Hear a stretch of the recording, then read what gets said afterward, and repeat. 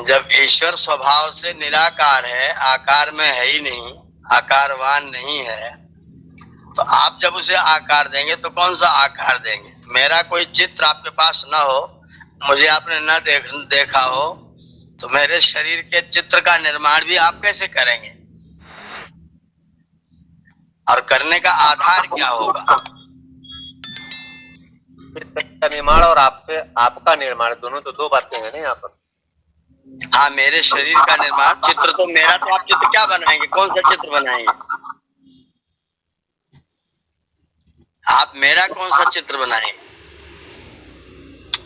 जो विचित्र है आप उसे चित्र में कैसे लाएंगे?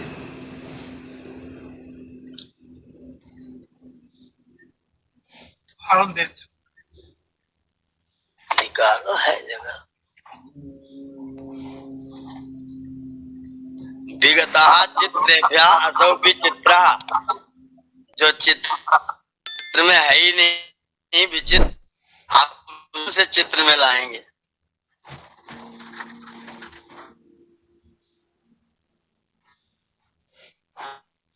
जी गणेश जी।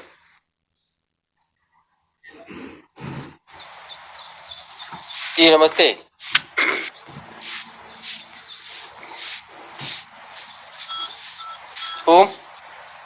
ईश्वर को जिन लोगों ने मूर्तियां बनाई हैं, एक ने भी ईश्वर की मूर्ति नहीं बनाई है, सबने ईश्वर के भक्तों की मूर्ति बनाई है। प्रातः काल गए रघुनाथ गुरु नामई माता, तो आज पाई संध्या करन चले दो भाई। तो जो राम जी संध्या करते थे वो किसकी करते थे? ईश्वर की। तो आपने मूर्ति में ईश्वर को तो नहीं रखा, आपने तो राम को रखा है। तो राम के ईश्वर के को रखा, ईश्वर की पूरे विश्व। इन लोगों ने जो मूर्तियां बनाई हैं वो ईश्वर की कौन सी मूर्ति है? सारी मूर्तियां ईश्वर के भक्तों की हैं। शंकर भगवान समाधि में है, किसके साथ समाधि कर रहे हैं? अपने आप को जोड़ किससे रहे हैं? विष्णु जी समाधि में, शंकर जी समाधि में है, तो समाधि कर किसके साथ रहे? अपने आप में, अपने आप से ही। ये सारे प्रभु के भक्तों की मूर्तियां, ईश्वर की कौन सी मूर्ति है?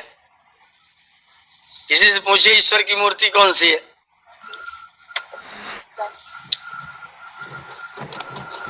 सारी मूर्तियां ईश्वर के भक्तों की, और आप कह रहे ईश्वर की मूर्ति है। यही झूठ है, फरे भैया, छल है। पूरे विश्व में एक भी ईश्वर की मूर्ति नहीं है, किसी ने आज तक बनाई नहीं। इसलिए क्योंकि ईश्वर का कोई आकार, कोई रूप रंग किसी को पता नहीं है, इसलिए किसी ने ईश्वर की मूर्ति नहीं बनाई, ईश्वर के भक्तों की मूर्ति बनाई। आचार्य, जब इस बात को कहा जाता तो लोग कहते हैं वो अवतार थे। चलो अवतार थे, चलो अवतार थे, अवतार मान लिया मैंने। दुर्जन तो सन्यासी को अवतार मान लिया, तो भी तो अवतार हुए, ईश्वर कहाँ हुए?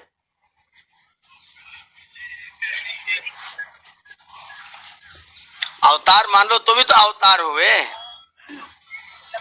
ईश्वर कहाँ हुए? ईश्वर तो नहीं है ना, ईश्वर की मूर्ति तो नहीं है ना वो। अवतार की मूर्ति है, व्यक्ति की मूर्ति है, उनके भक्त की मूर्ति है। एक भी मूर्ति पूरे विश्व में जो मनुष्यों की बनाई हुई, एक भी मूर्ति ईश्वर की नहीं है। और ईश्वर की मूर्तियां हम सब हैं, पूरा ब्रह्मांड ईश्वर की मूर्ति है। ये में चल रही है।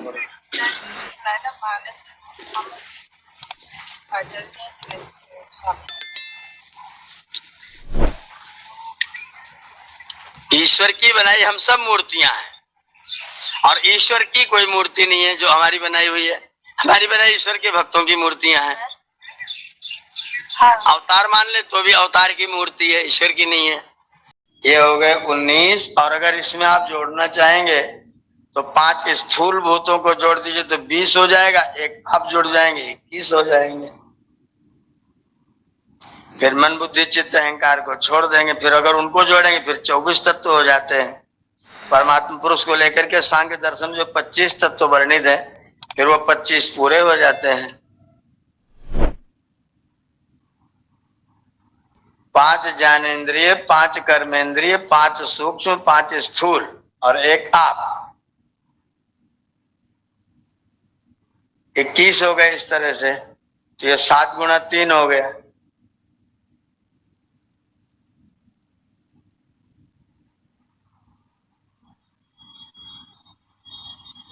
त्रिसप्त हो गया। ऐसी 3 और 7 को जोड़ेंगे तो 5 सूक्ष्म शब्द स्पर्श रूप रसगंध और मन बुद्धि 7 हो गए और 3 सत्वरजस तमस जुड़ गए। तो उन 7 से ये फिर 21 आगे वृद्धि को प्राप्त होते हैं। तो कारण रूप में 7 और 3 धन और कार्य रूप में 7 गुणित 3 बने हुए पदार्थ। ऐसे करके त्रिसप्ताह की व्याख्या करेंगे।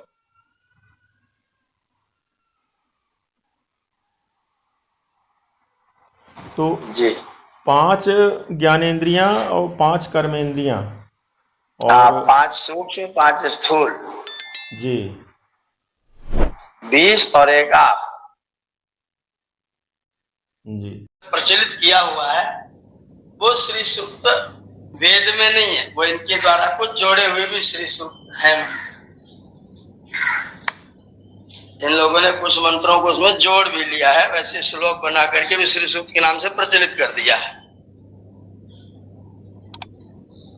कुछ मंत्र हैं वेद के उसमें और कुछ ऐसे ही जोड़े हुए हैं। और ये मुनि जी जो देवी अथर्व शीर्ष भी है क्या कुछ? देवी अथर्व भी ऐसा ही वो बना बनाया है।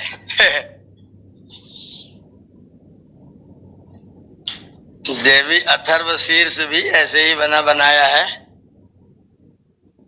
वेद में जो अपनी संहिताएं हैं उन संहिताओं में वो मंत्र प्राप्त नहीं है। कुछ एकाध उसमें ले लेते हैं, कुछ एकाध और अपने कहीं से उठा लेते हैं और उसको लोग इकट्ठा करके फिर छाप के उसे देवी अथर्व कहना शुरू कर देते हैं, तो लोग उसको वैदिक समझते हैं। श्री सूक्त में कौन कौन से मंत्र आते हैं इसमें? वो मैं वेद देख करके आपको बता सकता हूँ। अभी तो मुझे पूरा ध्यान नहीं है कि कहाँ कहाँ पर है। मैं गुरुकुल पहुंच करके वो देख करके आपको श्री सूक्त के मंत्र बता सकता हूँ। जी आचार्य धन्यवाद। ये पूछा जाए कि क्या कार्बन डाइऑक्साइड सर्वथा नुकसानदायक है? एक बात ये पूछी जाए। दूसरा ये पूछ जाए कि ग्लूकोज का विज्ञान का सूत्र बताओ।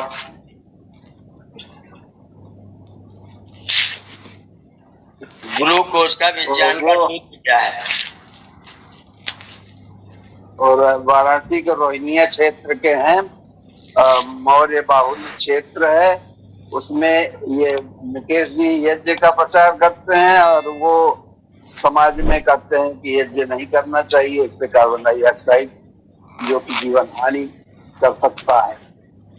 नहीं, उनसे पूछा जाए, मुकेश जी इस बात को पूछ लें कि आप बताइए कार्बन डाइऑक्साइड हमेशा नुकसानदायक ही होता है या कहीं कुछ लाभ भी करता है?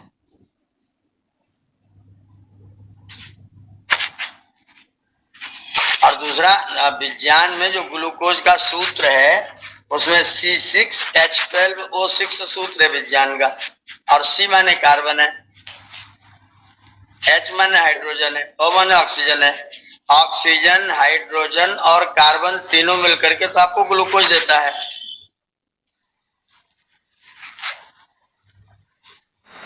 अगर इसीलिए यज्ञ के पास में केले के खंभे लगाने की बात कही गई है, आम का पल्लव रखने की बात कही गई है, वहां पर जल रखने की बात कही गई है।